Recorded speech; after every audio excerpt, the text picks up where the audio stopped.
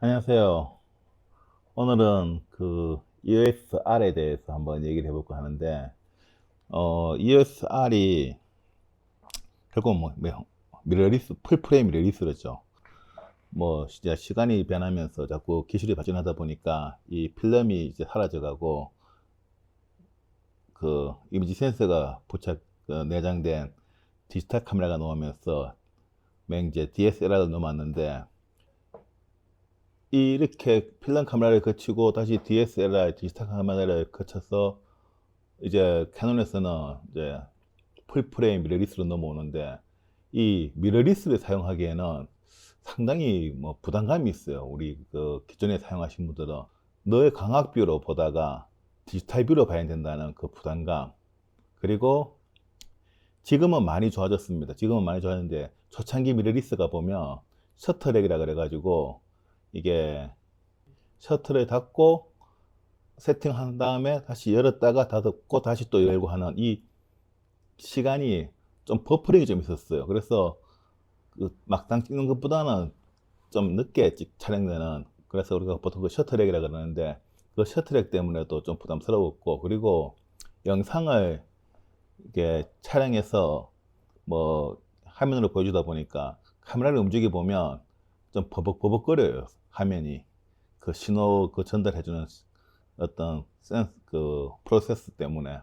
그래서 그런 것도 부담스러웠고, 근데 이제 그런 것들이 거의 눈에 띄지 않게 개선되어 가지고 거의 지금은 셔터렉을 못 느낄 만큼 진보된 기술이 나왔죠. 그래서 이제 캐논에서도 이제 미러리스 위주로 카메라를 개발하고 있는데, 어떻게 보면 이 영상 시대에 어쩔 수 없는 변화인 것 같아요.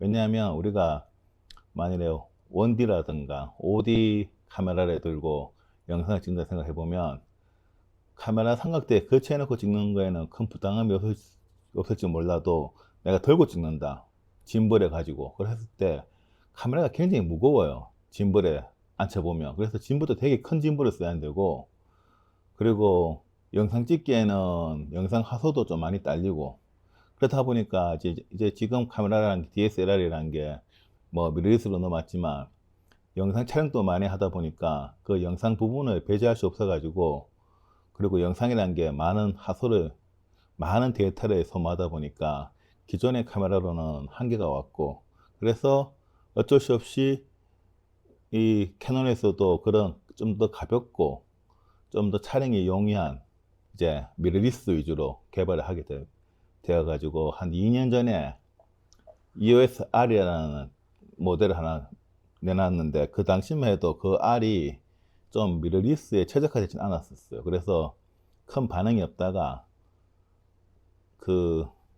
최근에 이제 i5, i6가 나오면서 대부분의 유저들이 심각한 고민을 하게 되죠. 왜냐하면 이제 렌즈도 다양하게 나왔고, 그리고 새로운 DSLR이 잘 나온다는 보장도 없고 하다 보니까 심각하게 고민을 하게 되죠. 저 같은 경우도 고민을 좀 하게 되는데, 디지털 카메라를 이제 DSLR을 포기하고 미러리스 풀프레임으로 넘어가야 되나, 이렇게 고민하고 있는데, 그런 분들을 위해서 이 영상을 제가 한번 촬영해 보겠습니다. 먼저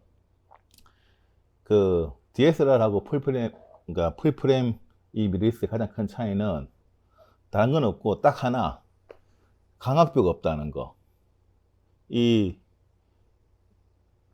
미러리스는 우리가 이렇게 보신다 그러면, 이렇게 그 뒤에 액정으로 보는 디지털 뷰라는 거는 DSLR도 있으니까 흔한데, 우리가 이렇게 보는 광학뷰, 이렇게 뷰파인더로 보는 이렇게 요 부분도 알고 보면 요 안쪽에 우리가 광학뷰를 보는 게 아니고, 미러리스라는 게 미러가 없어서 미러리스이기 때문에 이 반사되는 안에 미러가 없거든요. 그래서 이렇게 보는 뷰파인더로 보는 이 뷰도 알고 보면 영상을 쏴주는 거죠, 안에서. 그래서 디지털 영상을 보는 거예요. 그렇게 디지털 영상을 보다 보니까 좀 익숙하지 않은 분들은 굉장히 낯설어요, 이게. 디지털 영상을 본다는 것 자체가. 그래서 그런 차이가 있다는 거가 있고요.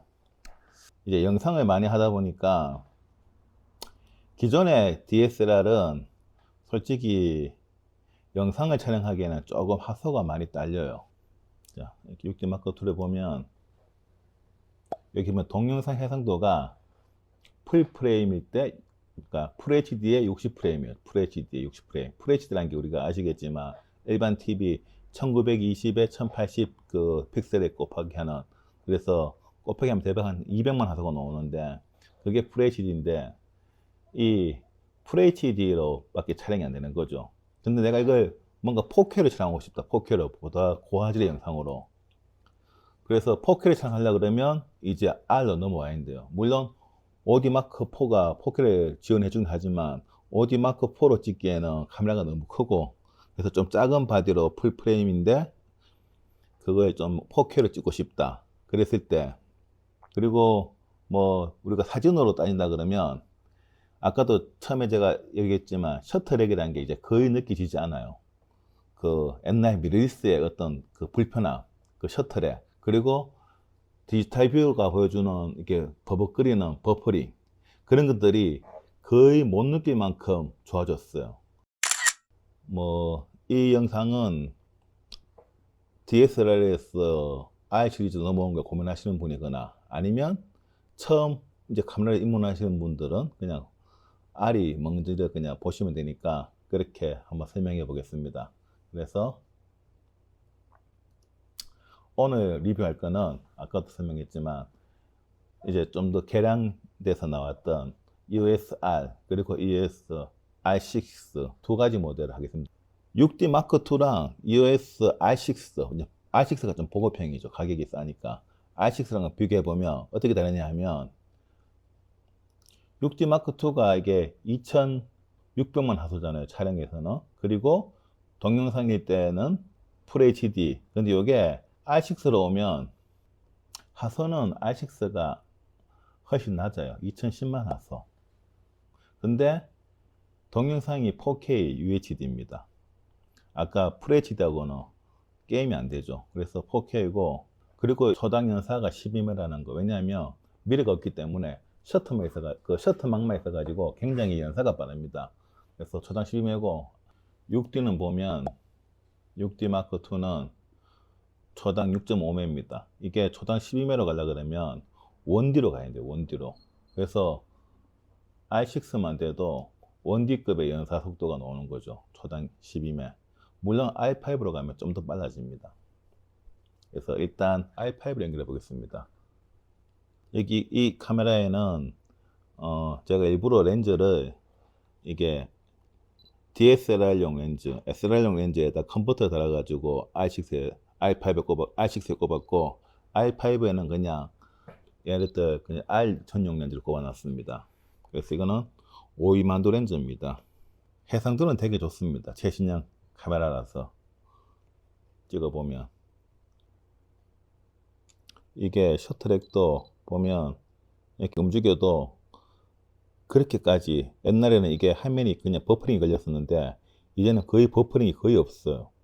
그리고 이렇게 누르고 나면 이 셔터렉도, 옛날에는 셔터가 이렇게 닫혔다가 다시 열렸다가 닫혔다가 다시 열리는 이 과정 때문에 좀 답답했는데 그런 것도 못 느낄 만큼 굉장히 빨라졌어요. 이게 생각보다는 잘 나옵니다. 단지 DSLR에 익숙하다 보니까 적응이 안 돼서 그렇지. 근데 뭐 제가 봐도 이제 굳이 DSLR을 써야 될까 싶을 정도로 이렇게 최적화돼서 잘 나왔어요. 보통 뭐 터치로 이렇게 바로 찍기도 하죠. 이렇게 그냥 터치 셔터로. EOS R6는 SD 카드 슬롯이 두 개가 있고, EOS R5는 보시면 SD가 아니고 SD 하나랑 뭐더라 C 하면서 있는 고속 전용 저장할 수 있는 메모리 카드가 있어가지고 좀 더 빠르게 저장할 수 있는 고속 메모리 카드가 뽑을 수 있죠. 근데 비용은 되게 비쌉니다. 그래서 이 R은 이렇게 메모리 카드 슬롯이 두 개죠.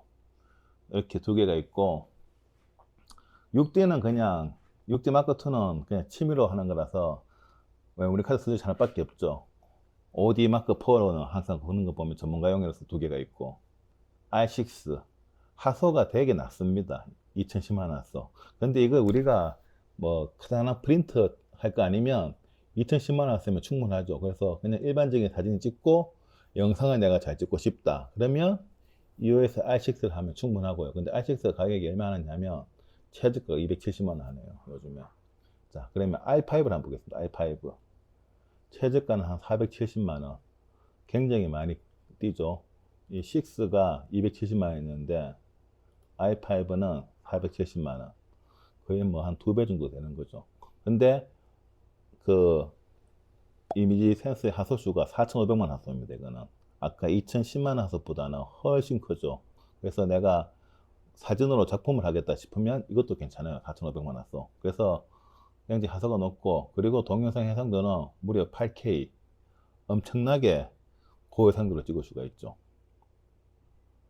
그래서 가격이 조금 비쌉니다. 왜냐하면 이 8K를 찍어야 하려고 그러면 8K가 우리가 아까 FHD가 200만 화소라고 그랬잖아요. 8K면 1600만 화소인데 이거 30프레임을 찍으면 초당 30프레임이면 1600만 화소를 초당 30컷을 찍어야 되는데 얼마나 많은 용량이 걸리겠어요. 그리고 그걸 처리하려고 그러면 얼마나 많은 프로세스의 성능이 필요하겠어요. 그래서 어쩔 수 없이 가격이 굉장히 높죠. 이렇게 EOS R은 DSLR 기존에 우리가 쓰던 6D Mark II나 이런 거하고는 좀 다르게 영상에 좀 많이 그걸 했다는 거. 방금 전까지는 그 EOS R이 DSLR하고 어떻게 다른지 대충, 그리고 어떤 느낌인지 설명해 드렸다 그러면, 이제 실질적으로 EOS R이 어떻게 쓰는지 한번 제가 사용을 한번 해보겠습니다. 제가 첫 번째 설명해 드리면, 이 처음에 이 카메라를 사시면 기본 세팅이 이 메뉴에 들어가 보면 AF가 보통 이렇게 보면 연속 AF라는 게 있는데, 이 처음에 카메라 사시면 이렇게 연속 AF가 설정이 되어 있어요. 이렇게 설정이. 연속 AF가 뭐냐면 이 카메라가 이렇게 계속 이렇게 초점을 계속 뭔가에 잡아줘야 되는 거야, 이거. 그래서 이렇게 들고 있으면 이렇게 조리개가 계속 움직여요. 조리개가. 나는 움직이고 싶지 않는데도 조리개가 계속 움직여. 그래서 카메라가 뭐가 계속 움직이는 것처럼 버벅거리고 있어. 계속 돌리는 순간 자동으로 알아서 잡아줘야 되니까 계속 이렇게 보이시죠? 이렇게 잡고 이 뒤에 잡고 이렇게 내가 굳이 초점을 안 잡았는데도 자동으로 잡아줘야 하는데, 그래서 이거 가만히 놔두면 상관없는데 내가 카메라를 들고 있잖아요. 그럼 내 손이 떨다 보니까 이게 계속 움직여요. 조리개가. AF 계속 움직여요. AF가. 노출도. 그래서 AF 움직이다 보니까 노출도 맞춰줘야 하니까 조리개도 같이 움직이고, 그래서 뭐가 계속 버벅거리고 있어. 막 이렇게 끊임없이 움직이고 있어요. 그래서 처음에 그 카메라를 쓰시는 분들은 이 카메라는 왜 계속 움직이지 이렇게 생각하시는 분도 있을 겁니다. 그건 뭐다? 얘가 미러리스 기반이기 때문에 항상 초점을 자동으로 이렇게 잡아주는 인식 기능이 뭐냐면 이게 연속 AF예요. 이 기능이 우리 기존의 DSLR에는 없는 기능이에요.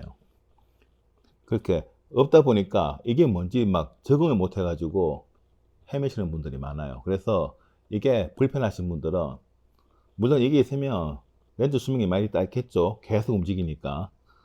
그래서 이게 불편하신 분들은 메뉴에 들어가셔서 이렇게 메뉴에 들어가셔서 이 두 번째 AF에 연속 AF 설정에 들어가서 해제를 해줘야 됩니다. 해제를. 그러면 우리가 기존에 이렇게 내가 터치를 해 초점을 잡는, 이렇게 자동으로 잡는 게 아니고 내가 눌러줘야 초점을 잡는, 이렇게, 아니면 셔터를 이렇게 잡아주던가 이렇게 기존에 쓰는 방식으로 전환됩니다. 그래서 처음에 이걸 모르시는 분들은 계속 렌즈가 움직인다는 거, 그러면 배터리도 되게 빨리 닳고 좀 안 좋은 게 많죠. 그래서 이렇게 이런 게 있고, 그리고 렌즈는 이게 EOS R이 미러리스다 보니까 제가 조금 다른 걸 하나 설명해 드릴게요. 요 보이시죠? 그 동그란 거에 막대기 되어 있는 요 부분. 요게 뭐냐면 동그란 거에 이렇게 막대기 있는 게, 요게 뭐냐면 이미지 센서가 요 라인에 있다는 거예요. 이미지 센서가. 그래서 위치가 우리 보통 DSLR은 여기 보면 여기 있습니다. 이렇게 여기 동그랗게 해갖고 이렇게 있습니다. 그러면 이미지 센서가 여기 있다는 거거든요. 그러면 미러리스는 여기 있고 DSLR은 여기 있다는 거는 이만큼의 갭이 있잖아요. 거리 차이가. 그러면 DSLR 같은 경우에는 50mm 렌즈를 꼽았을 때, 자, 만일에 이게 DSLR 렌즈라 쳐요. 50mm 꼽았을 때, DSLR은 여기 있는 기준인데, 뮤닛은 여기 있단 말이에요. 그러면 어떻게 된다? 이만큼을 빼내야 돼요, 렌즈를. 그래서 어떤 게 있냐 하면, 이렇게 지금 여기 꼽혀 있는 것처럼, 이 부분이 이게 미러리스고, 이게 DSLR 렌즈입니다, 렌즈가. 근데 요 길이만큼 뒤로 더 빼내줘야 되니까 요만큼 컨버터를 달죠. 컨버터를 이렇게 컨버터를 달면 기존의 DSLR 렌즈를 쓸 수가 있습니다. 물론 반대 경우는 안 됩니다.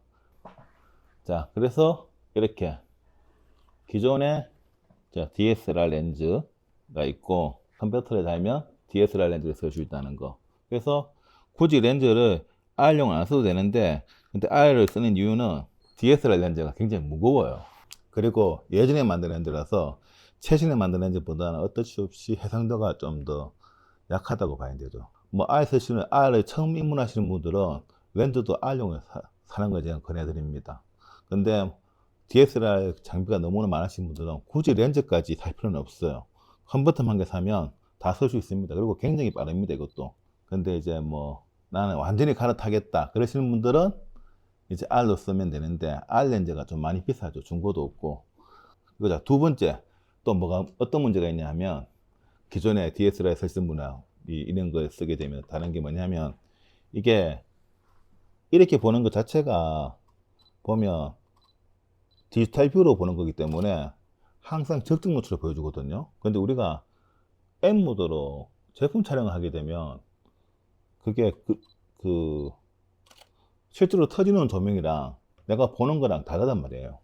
근데 강압뷰는 그냥 보고 있다가 이제 M 모드 세팅해서 맞춰서 찍으면 되는데, 이거에 만일에 내가 M 모드를 지금 M 모드 가서 250분의 1초야 조리개 제가 맥 1.4로 아까 AV 모드에서 측정한 값 그대로 그냥 M 모드에서 찍으면 정상적으로 나오겠죠. 이렇게 250분의 1초에 이렇게 나오는데, 자, 내가 조명을 쓴다고 얘기했을 때 만일에 내가 제품 촬영하기 위해서 조명을 촬영하게 되면, 조명 우리가 보통 조리개 한 11이나 이렇게 굉장히 강렬하게 높여 쳐요. 그러면 내가 M 모드 11에 놓는다 쳐요. 그러면 조리개를 내가 이렇게 11에 놓게 되면, 자 보십시오.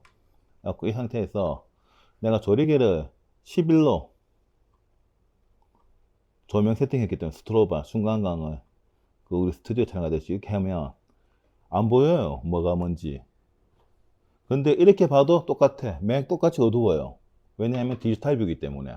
강압뷰가 아니고, 이게 SLR이면 그냥 우리가 미러로 보기 때문에 강압뷰라서 보이는데, 이걸 이렇게 해버리면 맥 이렇게 보는 액정이랑 액정에서 보는 거나 이렇게 뷰로 보는 거나 똑같이 시커매요. 그래서 알 수가 없어. 그래서 순간적으로 만약 찍으려고 그러면 살짝 누르면 살짝 보여주긴 보여줘요. 근데 이렇게 해갖고는 사진 찍을 수가 없죠. 그래서 이런 것 때문에 미러리스는 좀 불편한 게 있었는데, 요것도 이제 전문가용이다 보니까 이 메뉴에 들어가면 노출 시뮬레이션이라고, 자, 카메라 세팅의 7번째 노출 시뮬레이션 여기 있는데, 이걸 해제를 해버리면, 자, 이렇게 있잖아요. 일단 보여주는 거는 정상적으로 보여줍니다. 근데 실제 노출 값이 어둡기 때문에 찍는 걸 어떻게 찍히느냐, 자, 찍어보면 시커멓게 나오겠죠. 이 디지털 뷰도 그렇고 액정에도 정상적으로 보이는데, 어떻게 보인다? 찍어보면 실제 노출 값으로 나와요, 이렇게. 근데 이걸 다시 내가 그러면 제가 조명을 한번 써서 한번 찍어 봐 드릴까요? 조명을 한 개 가져와서 찍어보면 이렇게 나오는 거죠. 근데 이걸 노출 시뮬레이션 상태에서는 해제를 해버리면 이렇게 그냥 정상적으로 보여요. 근데 실제 메뉴에 들어가서 내가 이거 노출 시뮬레이션을 해제 안 하고 설정해버리면 이렇게 보이는 거죠. 설정해버리면 노출 시뮬레이션이 안 보여요. 그래서 이 노출 시뮬레이션 강압뷰를 동조하려 그러면, 스트로버 동조해서 보려 그러면 메뉴에 들어가서 노출 시뮬레이션을 해제해야 된다는 거. 근데 설정을 해야지, 평소에는 설정을 해놔야지 이렇게 설정을 해놔야지 어떻게 되느냐면 이렇게 보이는 거는 이렇게 촬영이 되는 거죠. 이렇게 설정해 놓으면. 그래서 다시 제가 조리개를 개방해 볼게요. 이렇게 보이는 대로 찍히는 거죠. 보이는 대로. 그래서 크게 두 가지, 이 뭐 다른 거는 세팅할 거 없는데 처음에 기본 세팅이 연속 AF 있는 걸 해제해 버려야 되고, 그리고 스튜디오에서 촬영하는 조명에서 촬영할 경우에는 노출 시뮬레이션이라는 그 메뉴에 들어가서 그걸 해줘야 된다는 거. 그거 두 개만 감안하시면 일반 DSLR하고 똑같습니다, 이게. 그래서 뭐 굳이 불편한 거는 크게 없어요. 근데 이제 가격이 EOS, 우리가 사진이 메인이라 그러면 최소한 4천만 원 선 넘어가야 되니까 이 EOS R5를 사야 되는데 너무 비싸죠, 사기에는. 지금 영상도 찍을 것 같으면 상관없지만 내가 사진만 찍기 위해서는 사기에는 너무 강한 거고, R6는 사진 찍기에는 하소가 너무 딸려서 2010만 화소는 솔직히 상업적으로 쓰기에는 너무 약해요. 뭐 침을 하시는 분들이 상관없겠지만, 그래서 좀 애매합니다, 군이. 뭐 한데 뭐 상업적으로 하시는 분들은 뭐 크게 장비가 자기 생명이니까 뭐 부담 없이 하셔도 됩니다. 그래서 그 두 가지만 유념하시면 뭐 다른 건 없습니다. 그러면 일단 EOS-R은 여기에서 마치도록 하겠습니다. 다른 좀 더 EOS3라든가 R3가 나오거나 아니면 좀 더 제가 다른 거 보완할 게 있으면 그때 한번 다시 리뷰를 해드리겠습니다.